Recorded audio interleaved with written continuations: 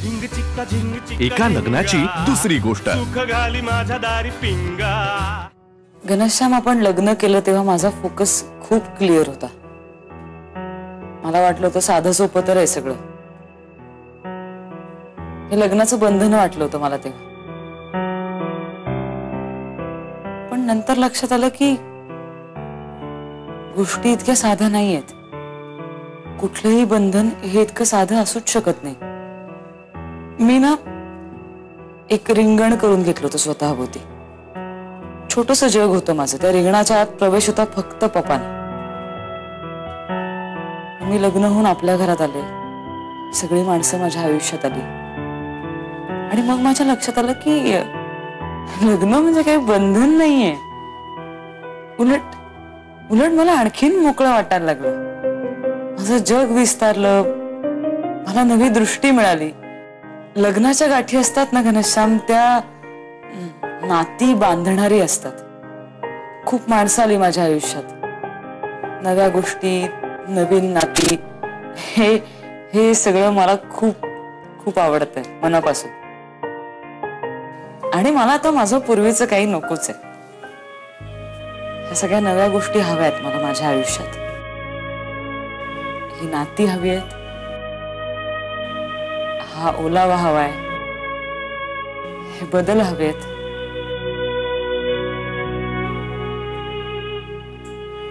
आणि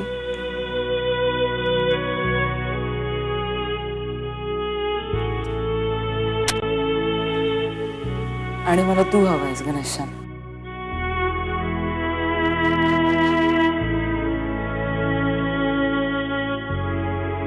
अरे यार राधा, तुला कळत नाहीये तू काय बोलतेस ते।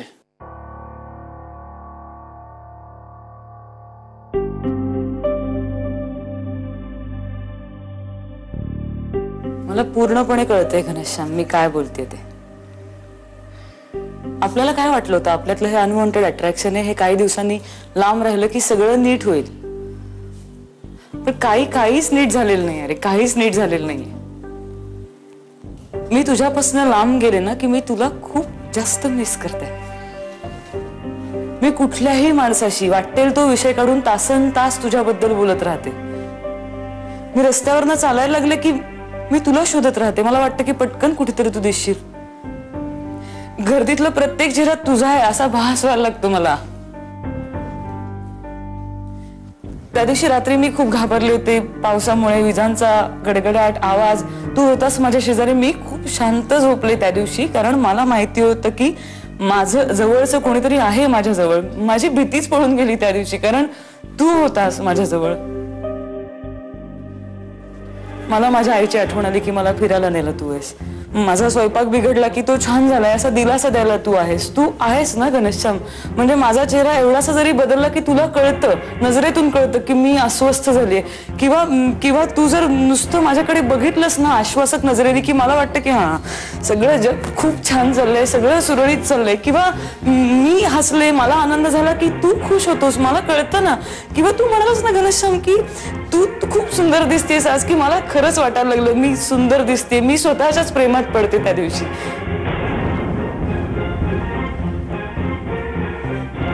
घनश्याम,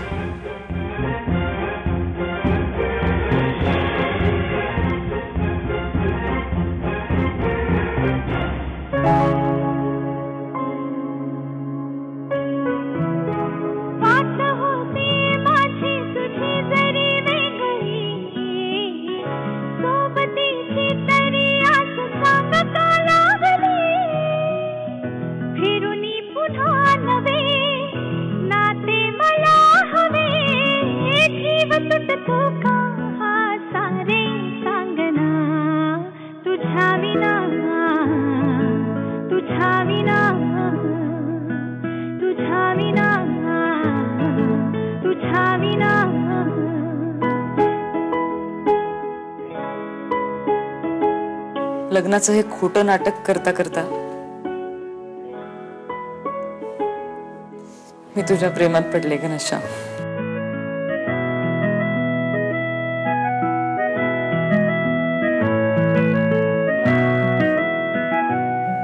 हेच खरंय.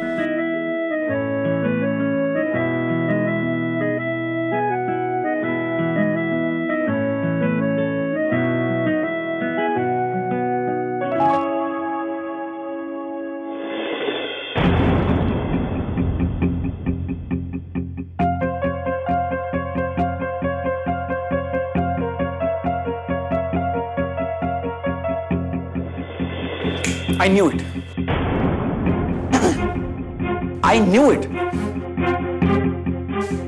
मला माहिती होतं की हे होणार. इथे या बेडवर बसून तुम्हाला सांगितलं होतंस ना राधा की घाबरू नकोस गणेशा, मी यात अडकणार नाही आणि यात मी तुलाही अडकवणार नाही. इथे सांगितलं होतंस ना मला. इकडे बस, इकडे बस, बस शांतपणे बस आणि नीट लक्ष देऊन माझं म्हणणं आहे. तुझ्यासाठी सिच्युएशन बदललेली असेल, माझ्यासाठी ती नाही बदलली. माझ्यासाठी लग्नाच्या आधी माझा फोकस क्लिअर होता आणि आत्ताही माझा फोकस क्लिअर आहे. माझ्यासाठी आपलं लग्न एक कॉन्ट्रॅक्ट मॅरेज आहे, ती एक सोय आहे. हे असंच होतं, हे असंच आहे आणि हे असंच राहणार, हे असंच संपणार. इथून पुढे हे समजून घेण्यात गल्लत करू नकोस.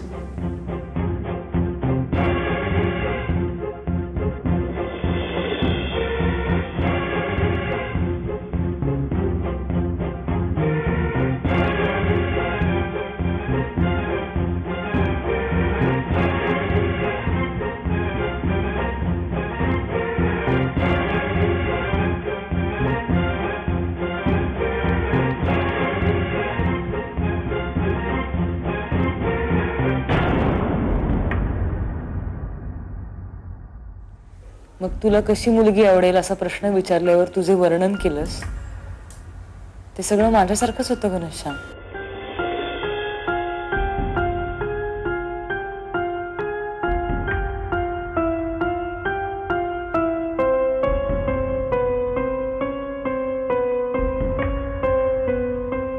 असं नव्हतं आणि तुला जर असं वाटलं असेल तर तो तुझा गैरसमज आहे राधा, तुझा गैरसमज आहे. नाही नाही, माझा गैरसमज होत नाही घनश्याम, माझा गैरसमज होत नाही. मला हक्क आहे तुला विचारण्याचा की का, काय काय प्रॉब्लेम, काय काय प्रॉब्लेम आहे, तू का कमिटमेंट द्यायला घाबरतोस, प्रॉब्लेम काय, मला प्रॉब्लेम कळायला हवाय. फॉर गॉड सेक या राधा, फॉर गॉड सेक, मी 5000 वेळा सांगितलंय तुला की माझा काय प्रॉब्लेम आहे. आता नाही सांगू शकत. मी ठरवलंय राधा, मी आता पुन्हा या प्रश्नाचं उत्तर नाही देऊ शकत. मी नाही देणार या प्रश्नाचं उत्तर.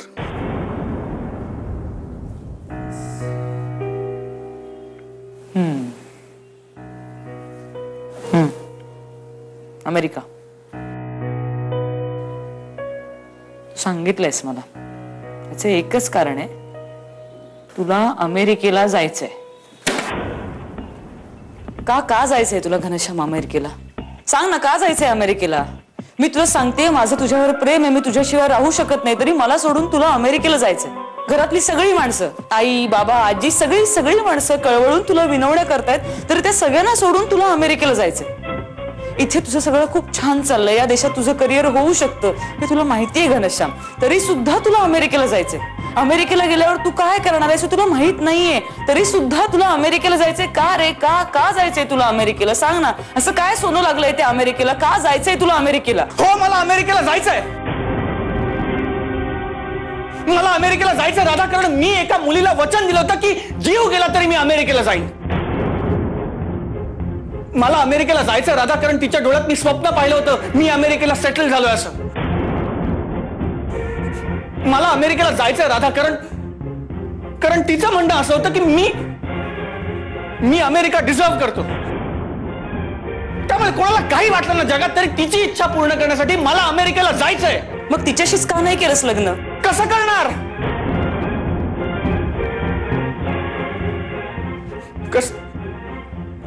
कसं करणार तिच्याशी लग्न राधा? कसं करणार? कारण जिच्याशी लग्न करायचं होतं ना, ती नाही आता या जगात.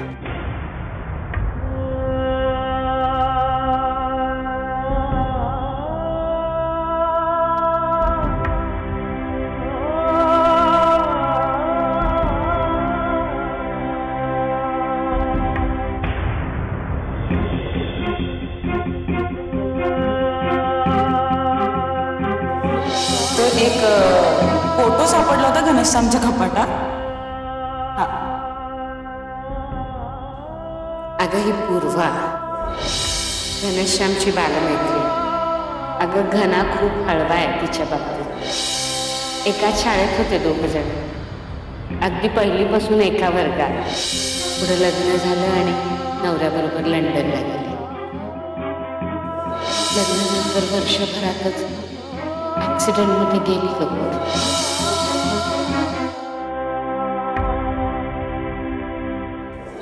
स्वतःच्या हृदयावर हात ठेवून डोळे मिटून एकदा स्वतःला विचार की तू खरंच माझ्याशिवाय जगू शकशील.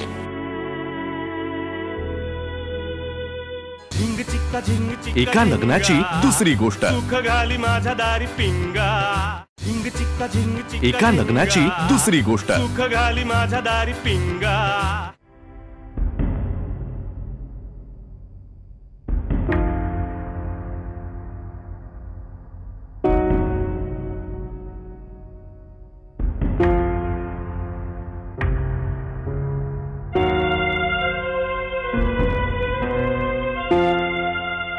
तू हे पूर्वाबद्दल बोलतोयस,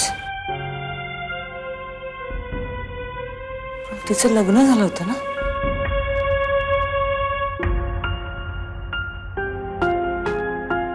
हे सगळं तुला कोणी सांगितलं?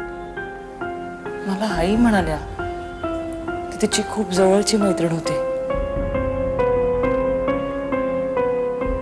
पण तुझं प्रेम होतं तिच्यावर हे आत्ताच कळतंय मला.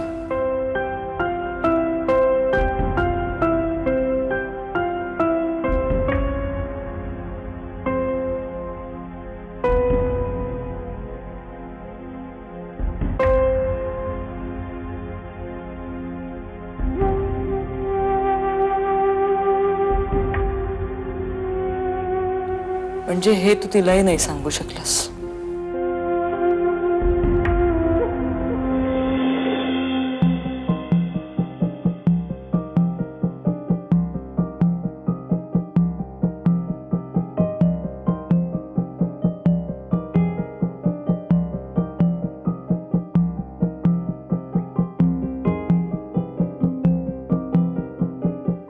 माझ्या आयुष्यात काय झालं, मी प्रेमात अयशस्वी ठरलो किंवा माझं प्रेम अव्यक्त राहिलं, हा काही तुझ्या जिव्हाळ्याचा विषय असू शकत नाही राधा. रादर असू नये.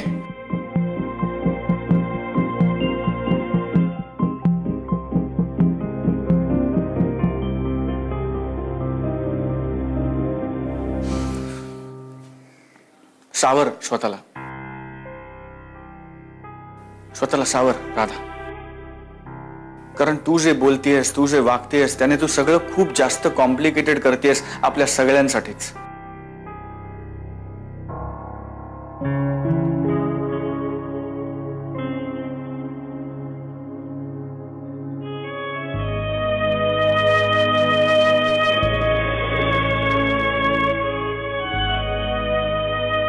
एक मिनिट घनश्याम.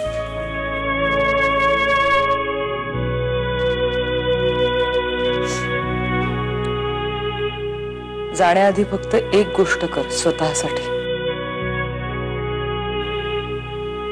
शांतपणे उभा राहा आणि स्वतःच्या हृदयावर हात ठेवून डोळे मिटून एकदा स्वतःला विचार की तू खरंच माझ्याशिवाय जगू शकशील. तुझ्या विना तुझ्या विना तुझ्या विना तुझ्या विना तुझ्या विना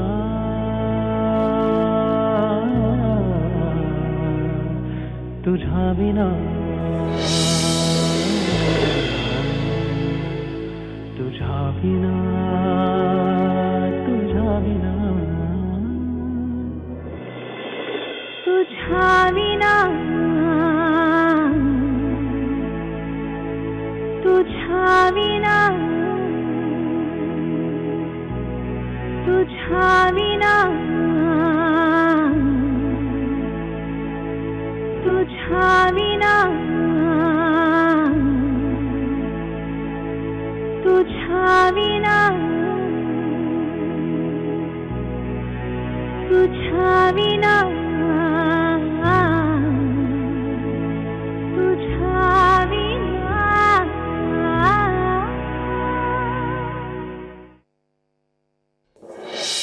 आपला पण रंग बदलून जातो अंधारात. आपल्या मनात वाटणाऱ्या गोष्टी सुद्धा ना अंधारात जास्त गडद आणि गहिऱ्या होत जातात.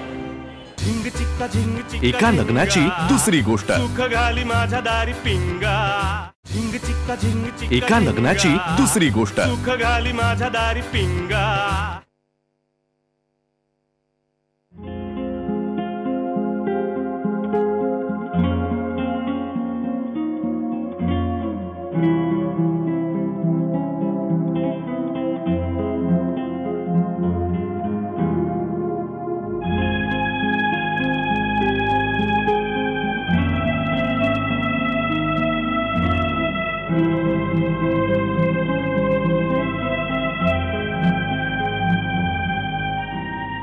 माऊली, मागचं दार लावलंय रे मी.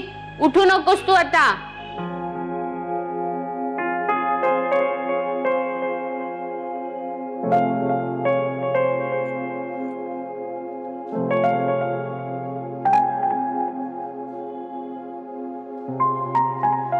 राधा, हे राधा, इथे एकटीच काय करतेस? आणि घना कुठे? काय ग, काय भांडला बिंडला काय परत तुझ्याशी? तो नाही भांडला, मी अशीच उभी राहिले इकडे. मला आईची आठवण आली का? मी खरंच अशी उभी राहिले. मला असं वाटलं की इथे येऊन थांबावं, बघावं कसं दिसतंय बाहेर. आई, मला ना खूप विचित्र काहीतरी वाटलं एकदम. म्हणजे विशेष असं काही नाही, पण असं वाटलं की इथे येऊन थांबावं आपण असं. पण असं का वाटलं? काय झालं? मी ना आई, भरून आले ना आभाळ ते बघत होते. एवढं अंधारलंय ना एकदम, विट्ट काळोख पडलाय. अंधाराची कशी गंमत असते ना, अंधारात सगळंच काळं दिसतं. झाडही काळी, सावल्याही काळ्या. आपला पण रंग बदलून जातो अंधारात. आपल्या मनात वाटणाऱ्या गोष्टी सुद्धा ना अंधारात जास्त गडद आणि गहिऱ्या होत जातात.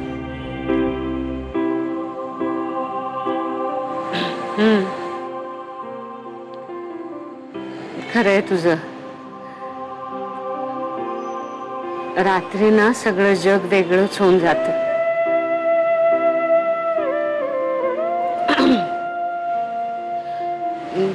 तुला एक गंमत सांगू? मला ना या रात्रीची आणि या अंधाराची ना खूप भीती वाटायची पूर्वी. माझं माहेरचं घर छोटस होतं ग. इथे आले ना या मोठ्या घरामध्ये, रात्री तर एका खोलीतून दुसऱ्या खोलीत जायला पण घाबरायचे मी. मग माईंनी काय केलं माहितीये? माईंनी माझ्यावरच जबाबदारी टाकली, रात्री सगळी दारं बिरं बंद आहेत की नाही हे बघण्याची. जमलं, म्हणजे ह्यांनी पण खूप धीर दिला मला. मग जमलं हळूहळू. भीती केव्हा पळाली कळलंच नाही. खूप बदलले ग मी. कशी आणि कधी बदलले कळलंच नाही मला. म्हणजे बदलणं चुकीचं नाहीये ना? म्हणजे मी बदलले यात चुकीचं काही नाहीये ना आई?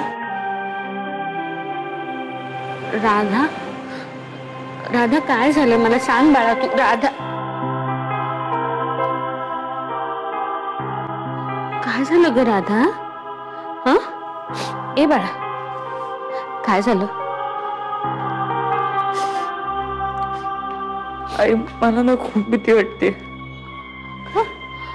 असं ना सगळं हरवून जाईल असं वाटतंय. ए वेडाबाई, हा, अगं असं कसं होईल? हा, घाबरू नको. हा, काही हरवून वगैरे जात नाही, मी आहे ना. हा, घेऊ नको. शांत हो तू. शांत हो बरं.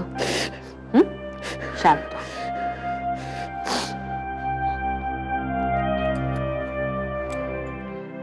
काय झालं राधा?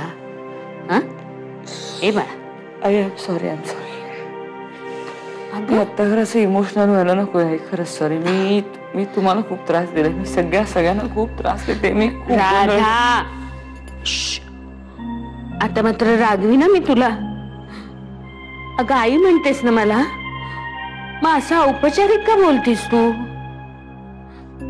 इकडे बघ. सांग बरं मला, काय होतंय राजा? काय होतंय?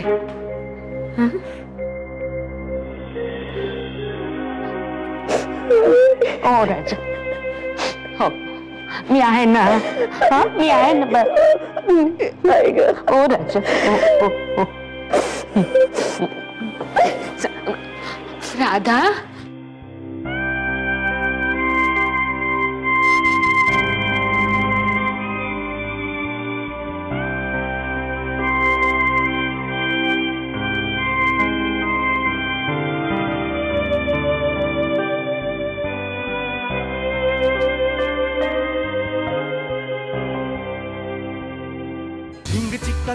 एका लग्नाची दुसरी गोष्ट. सुख घाली माझ्या दारी पिंगा.